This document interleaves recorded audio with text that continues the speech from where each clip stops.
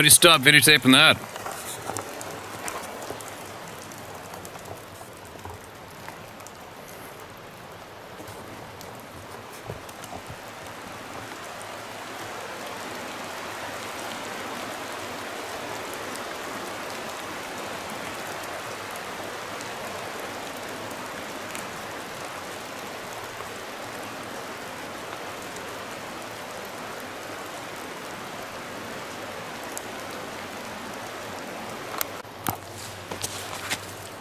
Man, getting dripped on over there from that tree was driving me frickin' insane.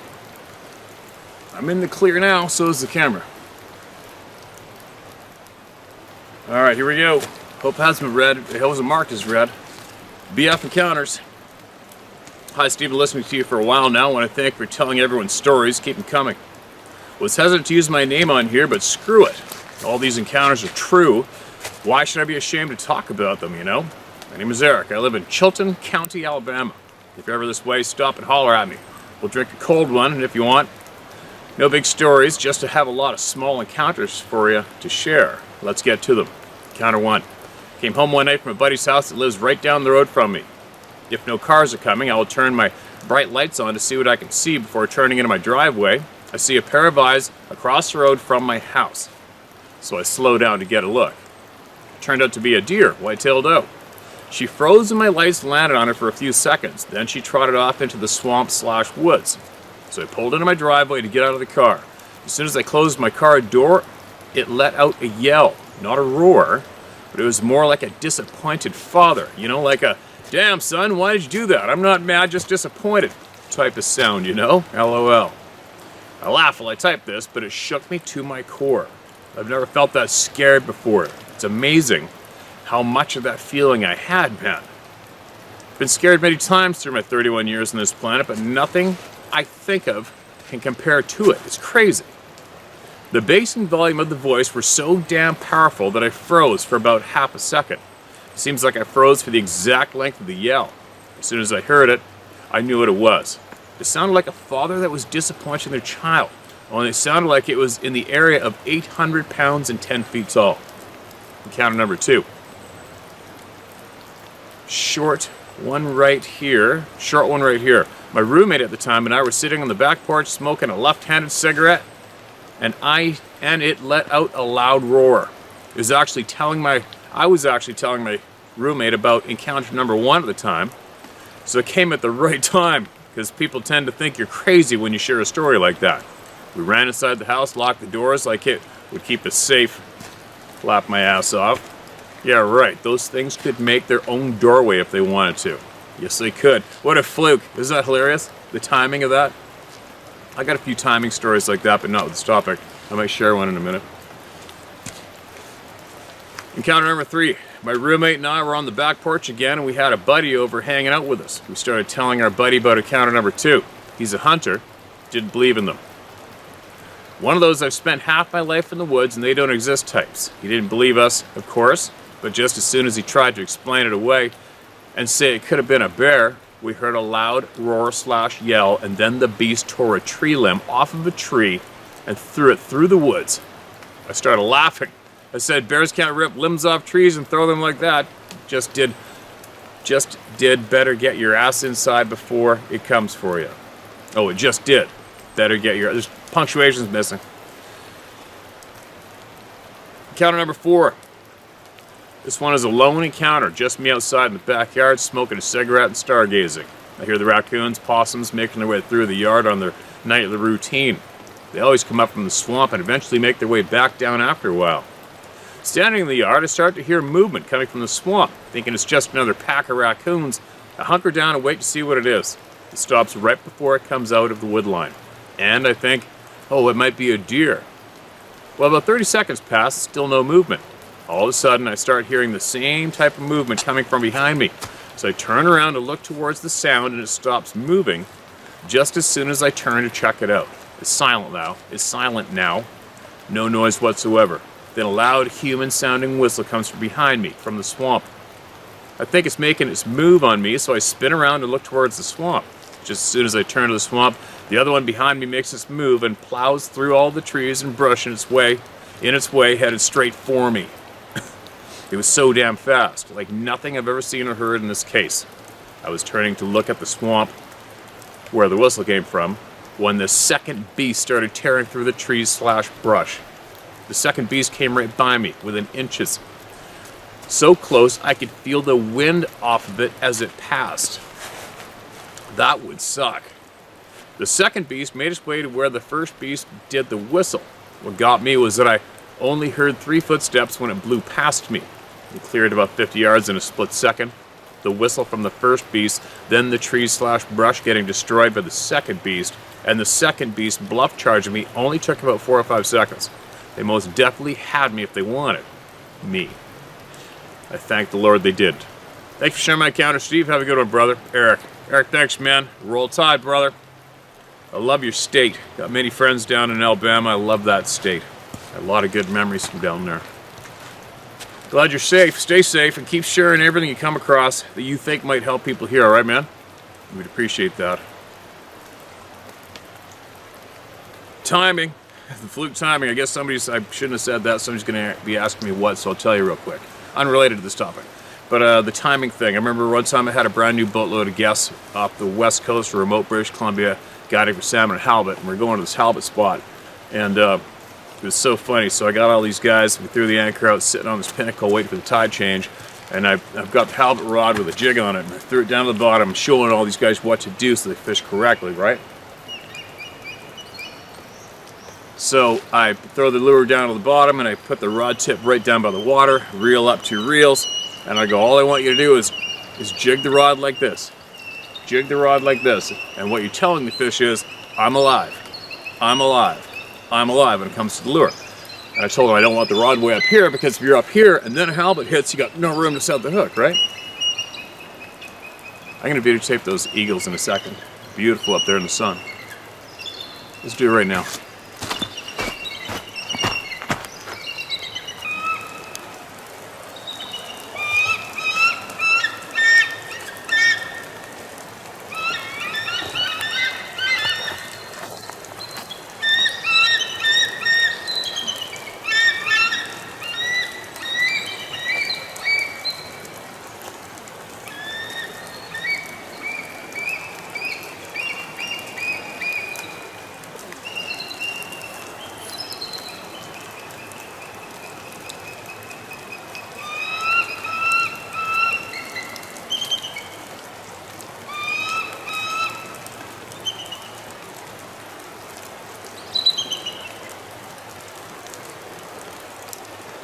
How do you stop videotaping that?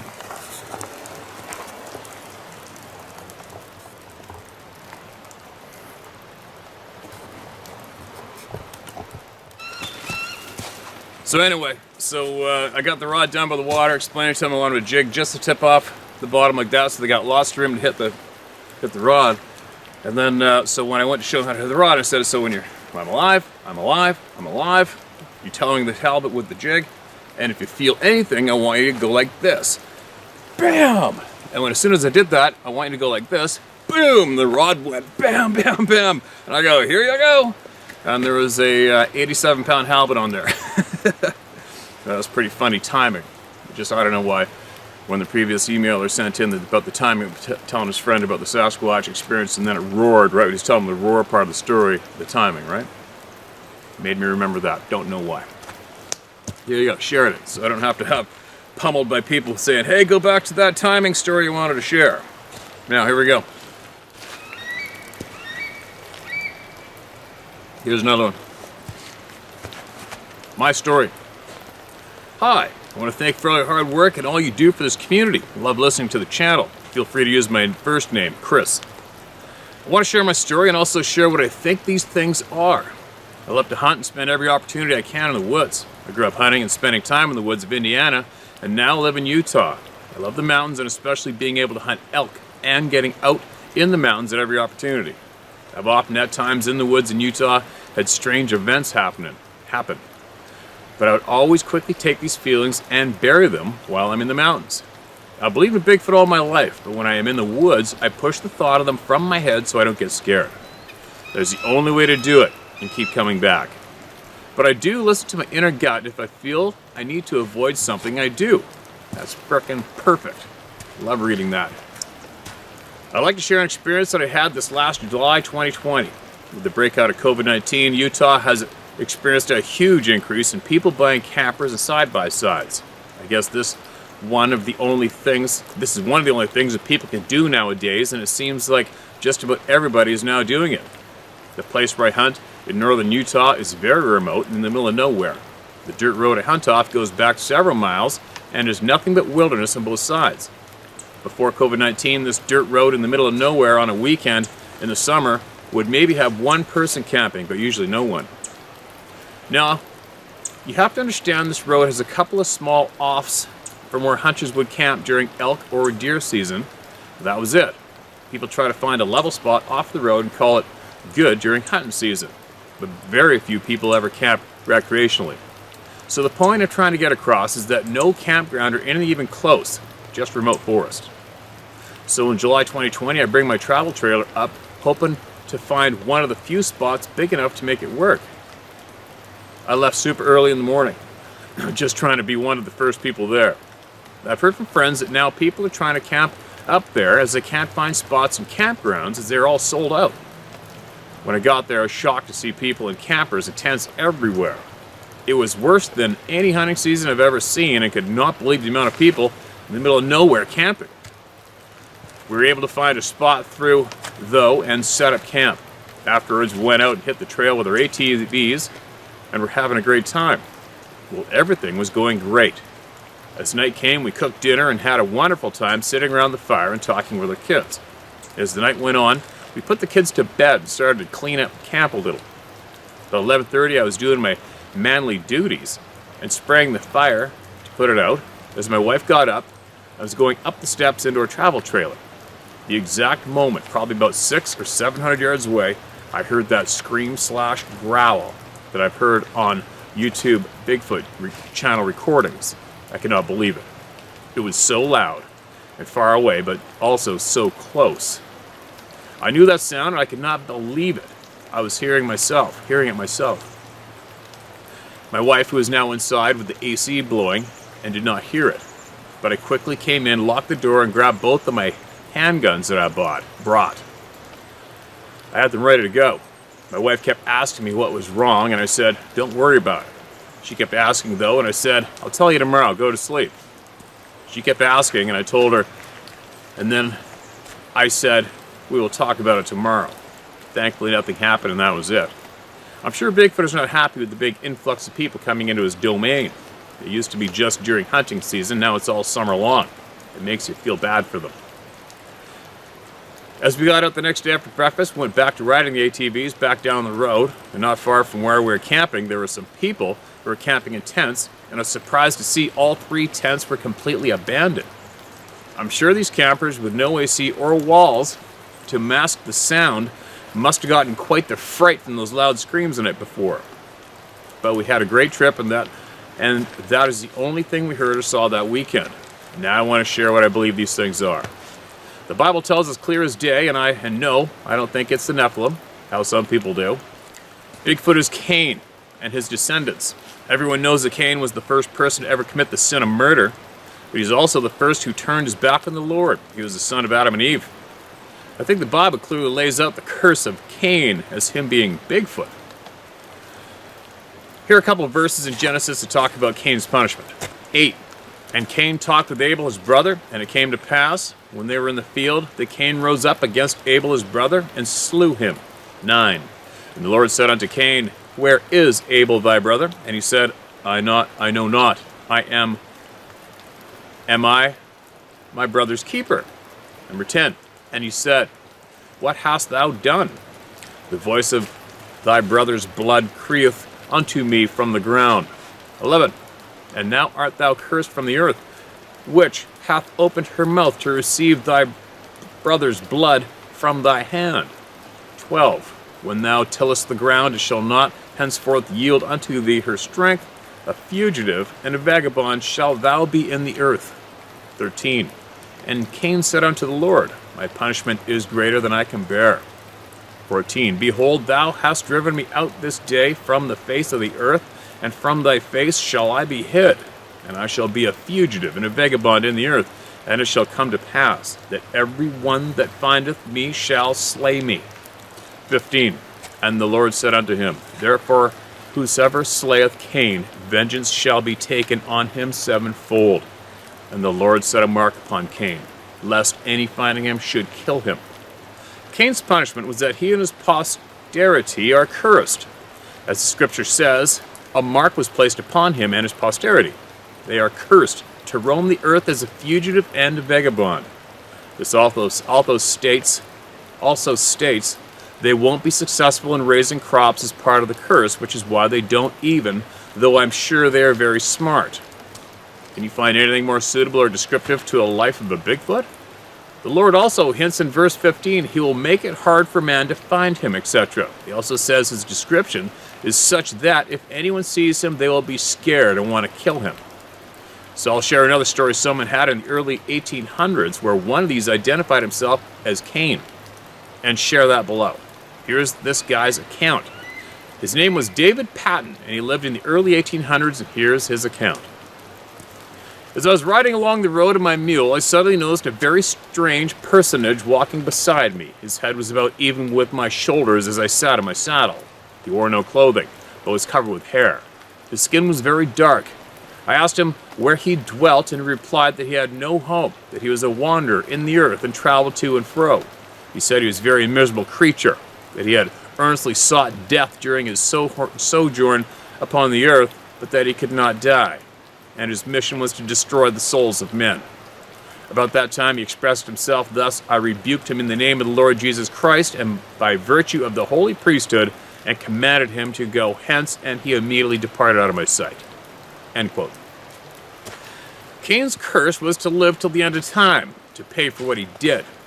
I will say I don't think that's his fate. Yeah, that is the fate of his offspring. God is just. And in my opinion, his posterity have the mark of Cain or genetics of Cain. But they live and they die as we do. I also think his posterity are most good with a very few bad, just like us humans. I think the Lord will judge them as he does us. Now, one last side note that I think gives even more proof to this. I remember watching a History Channel broadcast of a group of guys who went up into Canada to a remote lake where there was a lot of Bigfoot activity. At this cabin, they put down bear boards under the windows and doors, which is something like a piece of plywood with nails sticking through. Done that lots. If a bear steps in the nails, it discourages the bear from sticking around. On this plywood, there was blood and hair. They were able to do a DNA analysis, and to their surprise, they said the DNA was almost human, but slightly different. Then the scientist said, you know what is weird about this is if I had to guess, it is almost as if this DNA is like a cursed human. It is closer to human than anything but slightly changed. Those are my thoughts. But I think of all the theories, it is the one that makes the most sense. Thanks again. All right, man, thanks for your thoughts. Thanks for your digging, Chris. Appreciate it. Some people are going to absolutely disagree with you, and lots of people are going to agree with you.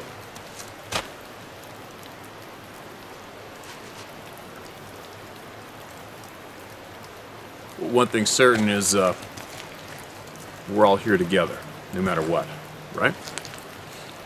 Appreciate your time you took to send that in, man. And it's definitely some thoughts to chew on, isn't it? All right, one more. I'm going to get going. Got stuff to do, stuff I'm going to share. We're doing a lot today, which is something's in the making. I'm going to share with you guys shortly. Uh-oh. Okay, this might be lengthy, but the hell with it, I'm gonna go for it anyway. Red. These hairy bastards cost me everything. That's the title of the email. Hi, Steve. First of all, I want to thank you for giving us a place to tell our stories and freeing us from our emotional prisons that seeing these things causes. No problem. And you are contributing to that place, all right? This place is nothing without you and all the other brave people like you. I emailed you some time ago my first encounter where my 12-year-old son was being screamed at while he was sitting in his hunting blind. Well, since this happened, I recently have had multiple encounters that has cost me the things I love most in life. That sucks ass. I live in Florida, but my wife and I purchased a second house on 9 acres in rural Georgia. along with a 180-acre hunting property that we leased from a timber company. The hunting lease was located 10 miles away from our house. Hunting has been our passion for many years, and now it's all gone. These are the encounters that led up to us walking away. Number 1, in October 2015, I was traveling to our Georgia house by myself for the opening of gun season. I just crossed over the Georgia State line on a 2-lane road in rural Georgia. I was just starting to get dark, but there was still enough light that my headlights hadn't come on yet. The road had a long straightaway that I could see about a mile away. I've been watching a man on a riding lawnmower repeatedly turn around at the edge of the road and then disappear for 30 seconds and he was back again. When I got to about 300 yards from the mowing man, I could see a huge, hairy man standing beside a pine tree watching the man mow. He was pulling down on a pine branch that was about 10 feet high so we could see the man. As I approached it, it looked back at me and then just disappeared. I knew that I had imagined it because I could see the pine branch bouncing up and down where he let it go. The thing that scared me the most is once I got to the tree where he was standing, I had no memory of the rest of my trip. The next thing I know, I was sitting in the driveway of my Georgia house, which was 45 miles away from my siding. I had no memory of driving through several towns full of red lights and intersections. I couldn't account for over 1 hour of travel. I immediately called my wife to tell her what happened and what I saw. I could tell she believed that I saw something, but she was having a hard time with the whole Sasquatch thing. This would change later. Number 2, the next encounter happened November 2017. Again, I was at our Georgia house by myself. Our house was 23 miles from the nearest town in a very rural area. I just finished unpacking my truck about 11:30 p.m. when I found a new laser pointer that my son left in my truck. He wanted me to try it out so I could tell him just how powerful it was. So I walked to the end of the driveway to the 2-lane road that ran in front of the house.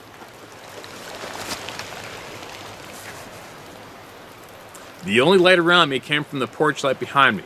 I started shining the laser down the pitch black 2-lane road, lighting up road signs that were over a mile away. In the distance, I heard a scream, and this orange ball of light seemed to float into the middle of the road about a quarter mile away. I wasn't sure what I was looking at, so I pointed the laser at it. The next thing I knew, the orange ball of light started coming at me fast. I could hear what sounded to me like bare feet slapping the asphalt. I turned and ran as fast as I could into the house and locked the door. For the next 20 minutes, I could hear something walking around the house. I stayed up all night with my rifle in hand until daylight. I didn't bother hunting that weekend because I was pretty shook up. I told my wife, but got the same reaction as before. Again, this would change. Number 3, November 2019, I'm sitting on my 10 ladder stand, so it must be 10-foot ladder stand, waiting on first light. I like to get on my stand 1 hour before first light so that the woods would calm down from my track to the stand. I just got situated in the stand to put my headlamp in my backpack when I started hearing a low growl coming from behind my stand. I was concerned because I'm 10 feet off the ground. I could hear something slowly walking up to my stand. I'm thinking it was a coyote or a dog from one of the nearby houses. Whatever it was, had stopped at the base of my stand. I could hear what sounded like breathing. This went on for 3 or 4 minutes. Then I felt a hand grab my ankle.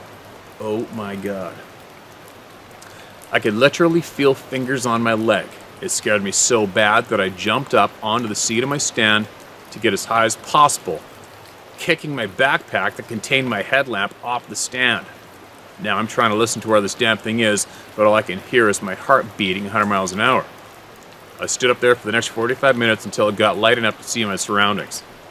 Now I had to get up the courage to get out of my stand and make a run for my truck, which was on the other side of the property. Once I got down, I looked all over for my backpack, but it was nowhere to be found, so I took off for the truck. When I got to the top of the trail, I could see my truck through the trees, so I started running. I got about 10 yards from the truck and stopped in my tracks. There on the ground next to my truck was a backpack. I'm 48 years old at the time, and I had tears running down my face. 35 years of hunting, and I had never experienced anything like this. I quickly checked my surroundings and made a dash for the truck. Once I got the truck started, I was having a difficult time pressing the gas pedal because my legs were shaking so bad. When I finally got moving, I went straight to the house and told my wife what happened and to pack her stuff because we're leaving for Florida. I could tell she was starting to believe me by the look on her face.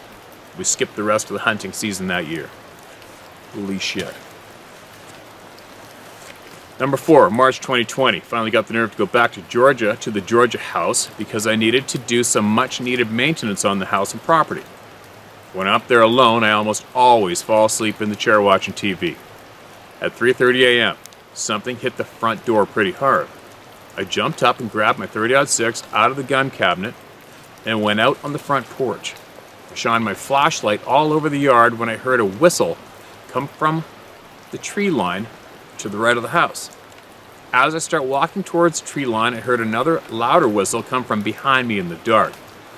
I decided my best option was to get my ass back into the house because I was outnumbered by something.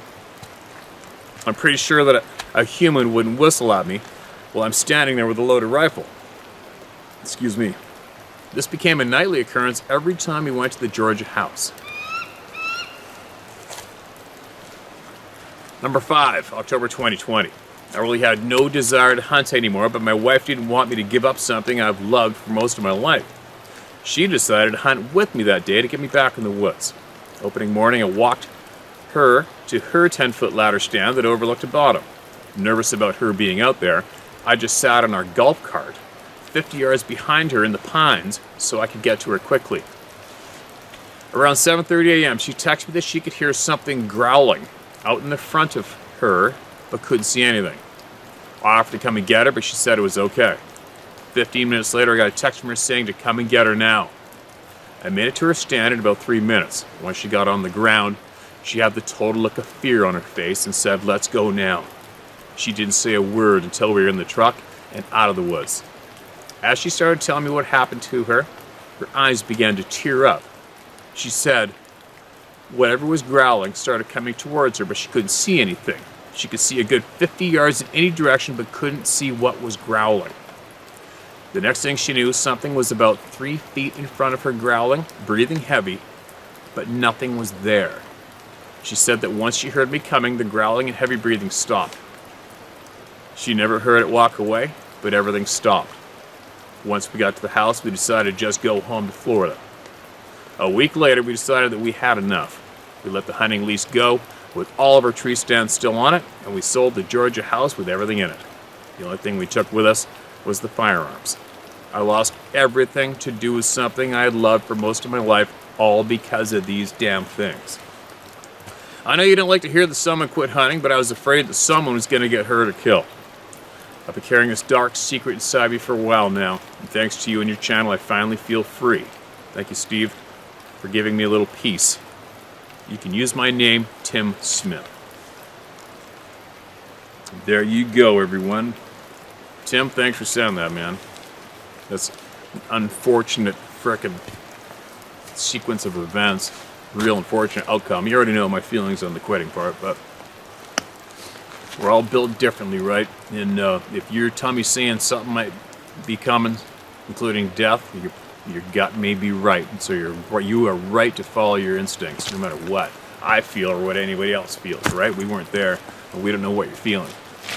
And one thing I always tell everybody, go with your gut, go with your instincts, go with your sixth sense, go with whatever the hell you want to call it.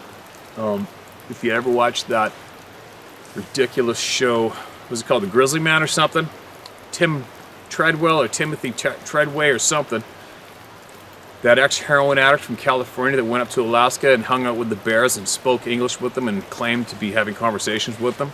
Whatever, teach their own. I'm not knocking him for that. If that's what he needed to feel, whatever, I don't care about that part. What I do care about is the fact that he had a girlfriend who was terrified to go up there. She did not want to go up there. She thought she was going to get killed by a bear. Her gut instinct, her sixth sense, her intuition was screaming at her not to go up to Alaska with this guy because she was going to get killed by a bear. She could feel it. She was terrified. It didn't feel right. She went against it and she lost. And they both got killed by the bear. So that for me is a 100% real good example of going with your guts. We already know the answers. I'm convinced of it. We already know the answers to much. We've just been, we've had our thought patterns or something scrambled so that we can't make much sense of what we should be able to make sense of. And it's going to probably take a lot of concentration and patience to learn and figure it out, right? That's what I'm doing. Pretty sure that's a lot of you are doing too. But anyway, I just shared that little story to let you know that you're doing the right thing when you follow your gut instincts, all right? And what I would possibly suggest maybe is just go somewhere else and go hunting. Go to another state, okay? You don't have to give it up altogether. But go to another state. Go on a guided hunt. Go get a group of friends and go on a hunt somewhere, you know? And take baby steps, get back into it, and test the waters. And just possibly don't just abruptly drop one of your true passions in life altogether. It's not like it's a life sentence for many in some ways, but it doesn't have to be, you know? So anyway, thanks again for saying that. I'm glad it gave you some relief. I'll guarantee you it gave a bunch of other people relief too. And I will bet you that it's going to knee-jerk a lot of other people to come forward and share what they got here, right?